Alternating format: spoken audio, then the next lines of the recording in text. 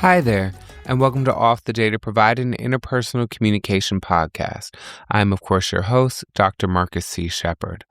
On today's episode, we are going to talk about a recent guest essay on the New York Times opinion section entitled "There's Nothing Wrong with Wanting Men" by Miss Tyler, who is a senior editor at Playboy. The article explores tensions around what one would label heteropessimism, and Ms. Tyler offers a new understanding or something to look forward to in terms of heterooptimism. So we will talk about the main arguments in her opinion piece and just broaden them out a little bit. So clearly the two buzzwords are heterooptimism and heteropessimism in this work, and we might throw in a few other key terms that, of course, we have talked about before in our discussion. This week, we are not going to have an Ask Dr. Shepard because Dr. Shepard is a little tired. But if you feel like submitting one, feel free to email me at offthedataprovided@gmail.com. Once again, that is offthedataprovided@gmail.com. So I was sent this essay, "There's Nothing Wrong with Wanting Men," by one of my besties, Kiara, because she thought it would be interesting and would love to hear my opinion and said it would be great for the podcast. And I said, sure, why not? Let me just read it and see what I am feeling. So this article, of course, talks about this idea of heteropessimism, which essentially is highlighting the fact that people who identify as straight, right, heterosexuality, are finding the dating experience flawed, unfulfilling, and maybe even unsalvageable. So the term heteropessimism was actually coined by academic Asa Sorensen in 2019. And apologies if I'm pronouncing this gentleman's name wrong. In essence, according to Mr. Sorensen, heteropessimism involves, quote unquote, a heavy focus on men as the root of the problem. So heteropessimism is looking at these relations in terms of how they exist, how they're in a state of maybe disrepair, how people are setting themselves up for failure, disappointment, and ultimately that the opposite sex is trapped and is best to be avoided. So clearly, we hear how men are emotionally stunted, they're immature, they don't know how to communicate. We've talked a lot about this on the podcast, some of the stereotypes potentially about men. We even see when men do choose to share emotion. I'm thinking of Victor Wembanyama, who most recently won the Western Conference MVP, and a lot of people have given him backlash for crying, for showing emotion. He, of course, has shared that he doesn't care about what people say, like it's not his burden to hold, which I think is a great thing to share, especially for young men growing up, to see someone who's passionate, who is not afraid of showing their emotions or caring about what they do. But ultimately, right, with heteropessimism, it's often performative than it is factual. So it's fueled, we know, clearly by social media, with people's TikToks, with their tweets, with their reels, their Instagram stories, where they oftentimes chalk up their romantic failures and fears due to larger systemic issues. So, of course, people argue, right, women are getting more and more liberal, men increasingly conservative, and therefore we have a mismatch that is set up with awkward first dates, people who don't necessarily know how to communicate, ghosting, all of these issues that we have talked about. And of course, this is not anything new. We've been seeing discussions around heteropessimism, whether it's been explicitly labeled that, or if it's kind of been more implicitly labeled. So I recall Shantae Joseph wrote for Vogue magazine how having a boyfriend is quote unquote socially embarrassing. I had some students this past semester actually do their final presentation on what she said and giving their own 2 cents sense. We've seen people equate dating, men to equaling feeling as if they are Republican. So clearly we're seeing these narratives somewhat negatively from women talking about the dating aspect, but we also shouldn't just say that it's on women that are pushing this heteropessimism, as we also know that men who quote unquote exist in the manosphere, as we have discussed before, have basically given this argument that women aren't worthy of men's time. They are essentially objects that are to be used and discarded, to be dominated, that there's something wrong with women in general, and men are better off alone, right? This is kind of the ideas that are perpetuating or percolating in that manosphere, where people like the Tate brothers are oftentimes parroting these talking points. And so clearly both groups are seeing the other side as being bad, and so essentially you should just give up and be lonely. But what is oftentimes fascinating is when we get into the nuts and bolts, as we've discussed on earlier podcasts. I'm thinking about the 2025 YouGov survey that was in Britain that found that younger men are more likely to hold progressive gender attitudes than their older peers. And 71% of young men have quote unquote negative opinions of Mr. Tate. We've talked about this before, where just 6% of young men have quote unquote negative views or opinions of women. And we also know that Gen Z men, and I would probably argue Gen Alpha, who's coming up after them, more and more of a portion of those men identify as feminists. So clearly we have these overarching social media narratives and talking points that say one thing, that are based on some people's limited experience. And then we have surveys, which we also know that can be biased, but the surveys are showing a totally different story. So what does that mean for heteropessimism and what this author coins as hetero-optimism? So Miss Taylor proposes hetero-optimism, which quote unquote is one does not shy away from the ills, real and imagined, of heterosexuality, but considers our own potential for navigating them, still believing that some hope for our romantic future exists. So, of course, we know that in 2026, there are some real ills when it comes to being a woman. We clearly see that autonomy over women's bodies, especially in the United States of America, is being repealed, is being taken back. We know from people's engagements with Project 2025 is the ultimate goal is to make the woman reliant on the man, to get the woman back, quote unquote, in the household. And we aren't even 2 generations removed from when women couldn't open their own bank accounts, when women needed co-signers for different things. So we have made progress, but it's very apparent that there are real ills that exist that are trying to remove the progress and remove the bit of gender equality that we have achieved. Now, I'm not saying we have reached parity at all. We clearly know the gender pay gap. We clearly know that women are oftentimes discriminated against, that they are harassed. We know about misogyny, sexism. All of these things are very real, but women have a bigger seat at the table than they did a generation or two ago. I'm oftentimes reminded of people that talk, especially on social media, about the reason why, your Mima, aka your grandma, stayed with your grandfather for so long isn't because they had such a great relationship or marriage. It's because of the structural and societal things that existed, right? She couldn't open her own bank account. She couldn't have her own money. What was she going to do if they got divorced? She maybe didn't have a full-on education, right? Her job was the home, was rearing the children, was keeping things together.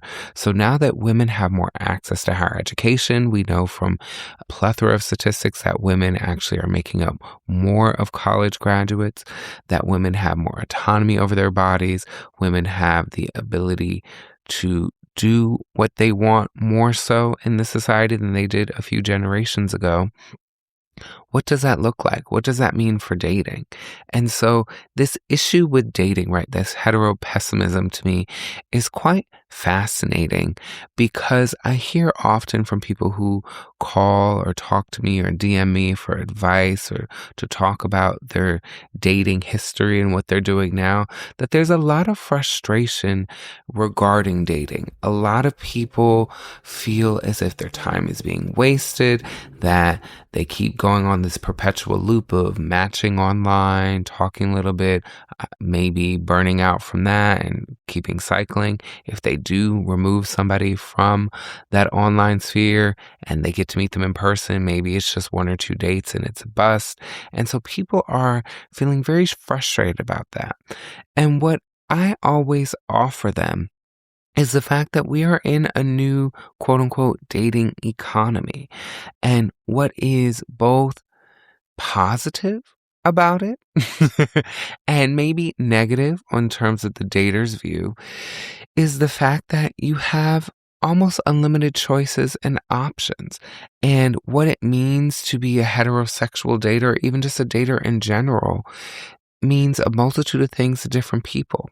And this goes back to things that I've talked about before on this podcast, where if you are in the dating space or you are interested in dating, it's first and foremost going to be important to figure out, what are your goals? Why are you dating? Remove everybody else from the equation. What are my goals? Are my goals for long-term partnership? Are my goals for marriage, hopefully children? Are my goals just to have fun? Am I just wasting my time? Is it I just want to get a nice meal out of it every now and then? Is it I actually want to meet people? Maybe I'm lonely. What is it? I think first and foremost, as someone who is a dater, it's important to figure out what you are looking for. So we know that the freedom to date is a rather new concept that's not that relatively old if we think about the history of dating, especially in the United States of America. We have talked before about kind of the leaps and bounds and things that have changed, where before it kind of was arranged marriages, women were exchanged for dowries. Then it was you could date kind of on your quote unquote front porch. A gentleman caller would come and talk to you with being supervised with adults. And then as mass transit, as other things opened up, as younger people moved to cities, you would go to bars, you would go to clubs, you would start meeting these people. And now we're in a new era where, sure, those things exist, but we still exist in a pandemic. I know a lot of people don't want to talk about that, but clearly if you listen to this podcast, we don't shy away from that. So these third spaces, these coffee shops, these clubs, these bars that people would go to meet people still exist. And it does happen from time to time.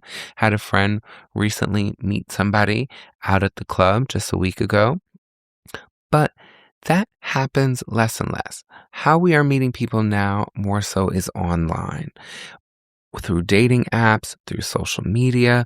It is not necessarily through these liminal third spaces that people relied on. A lot of times now people go to those third spaces maybe in desire or hopes that that might happen, but usually a good portion, I shouldn't say majority, but a good portion of people go usually with a group of friends to have fun and they leave together. Sure, you might meet somebody, but the goal, it doesn't seem, is to find that life partner or that husband, that wife, so on and so forth, even serious dating. You might meet somebody, sure, maybe it's a hookup, and you move on. And there's also nothing wrong with that either. I think people need to realize that this freedom of dating is something that we should cherish, is something that we should hopefully be optimistic about. I understand that burnout is real. And what I always tell my students and clients and anybody who asks for my advice when it comes to dating is if you are starting to feel burned out, that it's important to take a break because you don't want to take your burnout on the next person who didn't do anything to you, but you're doing what we call in interpersonal communication gunny sacking. So gunny sacking in a sense is you hold everything in and then something small happens and the bag just bursts and explodes and you let it out. And so we don't want the sins of other people, quote unquote, to be put on the next person. So I think if you are feeling that burnout, if you are feeling this heteropessimism when it comes to dating, that you need to take a step back and hopefully move into this hetero optimism, which is seeing the positives in what exists. So you have more options, you have more freedom, you have maybe even a more welcoming options or community that exists that are looking more so at the world in a similar viewpoint. And so what I mean by that is we know that the Bureau of Labor Statistics has indicated, for instance, that men are doing more household labor than they have ever done before. So despite what social media, despite what maybe your friend will anecdotally tell you about their relationship, relationships are becoming more equal and equitable and not less. Now, let's be real. If children enter into the picture, we do know still, unfortunately, that women are still doing the majority of the child rearing when it comes to that. So clearly things are not as supportive or ideal, but a lot of people, even the author herself, who mentions how supportive her fiance, soon to be husband, who she's marrying this summer, is in her ambitions, how he does the dishes while she sweeps the floor. We're seeing that a lot more people are realizing that relationships in 2026 need to be more equitable and not split so much via gender roles. And so I think if we are hetero optimistic, if you are someone who identifies as heterosexual and is interested in pursuing hetero normative, quote unquote, relationship, I think there are a lot of things to be positive about because things have changed. I think, as we have highlighted, as different studies have talked about, younger men, younger generations are looking at it more equitable, are identifying themselves more as feminists, are actually not as conservative as the manosphere might make you believe. Of course, there are some people who are conservative, right? It's not 100%, it's not even 50%. But there are demographics that exist in this, but the gender wars that are fought on social media don't necessarily fully exist or are fully realized when we get into all of these different statistics and studies that have been happening over the past few years. Because clearly there is a dating problem, as we have discussed throughout multiple podcast episodes. But the issue truly lies, I believe, in the fact that we have switched more so into a digital dating sphere. The polls, the surveys are slowly but surely showing that a majority stake in those that are dating are meeting people more so online. And that has been a shift that we were seeing even before the COVID pandemic happened. But the COVID pandemic really pushed the needle down further and a lot quicker on this because people were in their houses more during a time. And so how am I going to meet people? I'm going to meet them through my phone. And that has stuck with us. And as we have discussed before, I've coined a concept called the illusion of perspective, which is in essence talking about the fact that we are so inundated with so many choices that we feel as if the next choice could be even better than the last choice, that a lot of people do not settle down. A lot of people do not pursue a relationship because they feel as if, well, this person's great, but what if my next swipe is even better? Or what if the next person I DM is even better? And so we need to break from that. Clearly, there's a dopamine factor attributed to that, the gamification of dating, the swiping. People get addicted to swiping, get addicted to seeing who they can match with. But we need to move away from that.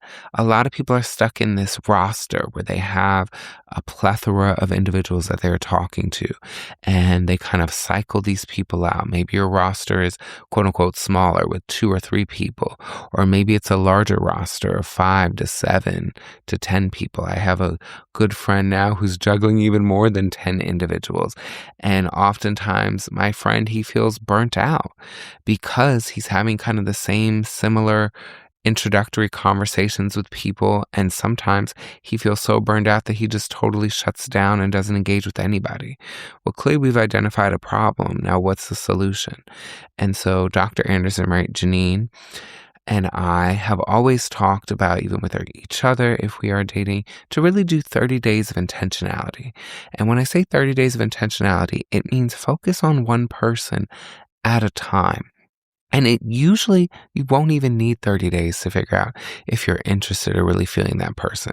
Because what happens, and why we're in this heteropessimism for especially heterosexual daters, is the fact that you might be talking to 1 or 2 or 3 people, and you kind of just cycle. When someone says something you don't really like, maybe you put a little distance and you talk to somebody else. But then it's been a little while and they pop back up and you engage with them again, so on and so forth. So you don't really ever remove them. But if you do 30 days of intentionality, and it might not even take 30 days, sometimes it takes less than 7, with Dr. Anderson recently doing that with an individual, and remove them from your slate because you focused your energy and your time on trying to get to know this person. Some flags have appeared, and instead of running away from those flags because they're the only person you're talking to, you sit with them. Whether you talk it through with that person, or maybe you realize that you aren't compatible. I think that's a way to maneuver and operate in this current dating landscape where people feel as if they're just going through the motions, going through the motions, going through the motions. Well, don't do that then. Sure, if you have a roster, I think, who is number 1 on your roster? Focus all your attention on that person and see if they're worth it. If they're not, remove them and now go to number 2, remove them. But don't add anybody else until you're back down to 1. Sure, a lot of people, yes, at the beginning, it's nice to talk to a few people, but if your goal is long-term partnership, marriage, building a family, then you need to maneuver and operate the dating landscape in a way that will get you there. If it's not, which it doesn't have to be, then maneuver in the way that best serves you. And so maybe that is the roster. Maybe that is doing some things that I personally wouldn't do if that works for you. But another side of that same coin is being fully transparent with people about what you're looking for, because that also is a hindrance on this dating economy, as people are hedging their bets. They don't want to fully reveal what they want or what they're looking for because they're afraid, one, that either someone will quote unquote play the game and try and appear to be that thing or that person, so they'll put on that mask. But what we know from interpersonal communication theory especially is it takes a lot of work to maintain that mask. And so if someone is trying to put that mask on to coax you into liking them, to being with them, to find them attractive, and their end goals aren't as similar as you will see cracks in that mask. So I would say, yes, that's something to be wary of, but you're being honest, you're being ethical, and you're being effective, and that's all you can do. And you hopefully are being transparent enough with people to let them know what you tolerate and what you won't. So for a perfect example, back when I was dating, I think I've talked about it before, is I don't do smoking whatsoever. So if you like to smoke hookah, cigarettes, vape, even weed, we're just not compatible. So I let people know that, and that's something very mundane or maybe small to some people, but to me, it's really important. So if you're someone that smokes already, I'm just not interested. There's nothing you can do. I remember when I first moved to Philadelphia, I met somebody, they were a smoker, and they claimed they were going to quit smoking because they really liked me. But of course, they never quit smoking. So it didn't work out. And every few years, this individual will pop back up on social media somehow or text me randomly because they have my number. I don't usually block people, but I guess if I get texted again, maybe I'll block this person. And it's like, oh, checking in with you. Like, still want to be with you. I'm like, don't you smoke? Well, yeah. Then there's nowhere to go. We're just not compatible. So I think it's important to first know why you're in this dating economy. What are you looking for? Second, what are your non-negotiables? And third, when you feel that burnout coming, take a break. Don't allow that burnout to really impact other people. So clearly, right, if you're viewing things more so in that heteropessimistic view, I would agree with the author that it's important to be hetero-optimistic, as they would label it. I don't These terms to me are a little funny, right? Of course, it's focused on heterosexual relationships, but clearly even this conversation is broadened out to queer relationships, lesbian, gay relationships. All of this still can exist in this somewhat paradigm where people hold these problematic viewpoints of either the same gender or a different gender and use them to justify their disappointment in dating. And I think, sure, it is okay to be disappointed because you've been out here a while and you haven't found what you're looking for. But you're always just a connection away from finding it. So if you are feeling burned out, take a break. If you have been on a break for a while, think about what your goals are and how you can get there and devise strategies and plans for you to ultimately, hopefully, find that optimism in the dating sphere. Clearly, as the article highlights, a lot of the negative connotations are really just said more so on social media because it seems as if they get traction, they get attention, they get monetized from this. We also have to think about the capitalistic endeavors from the manosphere, getting these men to take weekends with you so you can teach them how to be quote unquote a real man, or even some women take advantage of other women, right? Take my course or let me be your life coach for the weekend and I'll teach you how to be a real woman, quote unquote, whatever that means, or how to be a high status, high quality woman, man. People have I would say con people out of hundreds or thousands of dollars to get into a space or place that they themselves can get themselves to. I'm famously reminded of a social media clip that I'm sure maybe some of you have seen where a woman was pointing at another woman's plate and saying that her plate was low vibrations because of what she had on the plate and how it looked, and how if she, wants to attract men, her plate needs to look like this or that. And to me, I'm like, what the bleep? This makes no sense, but this woman is getting paid hundreds or thousands of dollars from all these women to hear this nonsense that ultimately isn't helping you become a better partner for yourself, but also for your future potential partner. And those conversations happen more so internally. What are you looking for in a relationship? What are you looking for in a partner? How do you want your relationship to operate?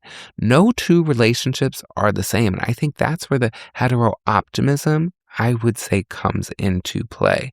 The best relationship is the relationship that works for you and your partner, whatever that looks like.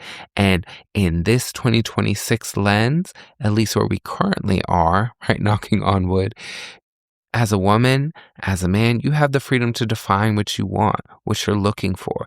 It's never too much. It's what you want and what you need. I know for some friends who have had some trouble in the dating space, they oftentimes come to me and they'll talk about, like, am I asking for too much? And I always push back and say, you're not asking for too much. You're asking for what you need. If you need A through Z, then that's what you need. And hopefully someone will come along who can provide that. But in the meantime, what are you doing so that you can be the best person for yourself, first and foremost, but also then for your potential future partner? What are you doing to make sure that you are able to show up. If you want A to Z from your partner, well, what can they get from you in return? It's not just you get showered and as we've talked about before, they're the gardener who's always showering you the flower and you just take everything. Sure, that's a bit antiquated when it comes to relationships. And I think where heteropessimism maybe existed and what relationships looks like for a few generations before us. But in 2026, you should both be the flower and the gardener. There are going to be times where things ebb and flow, where you need to give more to your partner than your partner can give to you, and vice versa. How can we build a strong foundation? How can we build a strong partnership? These are things you need to think about and consider. And one thing that I always tell my students, especially when we're doing our dating unit and an activity that we do, is do your relationship resume. So what are your skills? What are your qualities? What make you a good partner? If you're auditioning, talk about your previous experience, if you have any. A lot of younger individuals have never been in relationships because of the heteropessimism, because of these ideas on social media about what a relationship is supposed to look like, that they're missing a lot of these opportunities to try and build and foster. Sometimes a relationship doesn't work out, and that's okay. But that's part of the beauty of existing in 2026 and not 1926, where if you were in a relationship, you were married, that was kind of it. We now exist in an area where if it's not working, you can end your relationship. If it's not working, you can get a divorce. If it's not working, there are all these different avenues and things that are designed to help you. There's couples or relationship counseling, there are therapists, there's all these things that exist. So I understand the pessimism because of the illusion of perspective idea, right? We have so many options and we're inundated with so many choices that people don't make enough choices. And so we're caught in this cycle. I get that. But then let's look on the flip side. The ability that you have so many choices. The ability that there are so many avenues to help you hopefully figure out what you want, to help you once you're in there to maintain and to grow and build those relationships. We exist in an area where there's a whole lot more wealth of knowledge and access, and also understanding that relationships don't just look one way. And so if you can shift your perspective a little bit from this heteropessimism to looking at all the negatives, to looking at a lot of the bounties and positives that exist out there, I think you'll be in a much better place. And ultimately, that is what the article is somewhat arguing and looking at, and basically showing that you shouldn't be embarrassed if this is what you want. It shouldn't feel as if you're quote unquote a Republican, or that you want to hide your relationship because it's corny. You feel like you are a quote unquote failure to your sex or your gender because you have a boyfriend, you have a girlfriend. If this is something that you want, yell it from the rooftops. I think we need to just realize that we need to live our lives less for the online, even though the online world is a world, but it's not the only world. And you have to figure out, when you shut down your phone, when you close your laptop, are you happy? Are you satisfied? And if you're not, well, what do you desire? And once you figure out what you're desiring, then figure out a game plan of how to get there. So those are just my thoughts on that article from the New York Times. I have put it in the caption for this podcast if you'd like to read it. Once again, it's called "There's Nothing Wrong with Wanting Men," and it is by Miss Taylor, who is a senior editor at Playboy. So that is where we will wrap it up today, and I will hopefully see you all on the next one. Goodbye.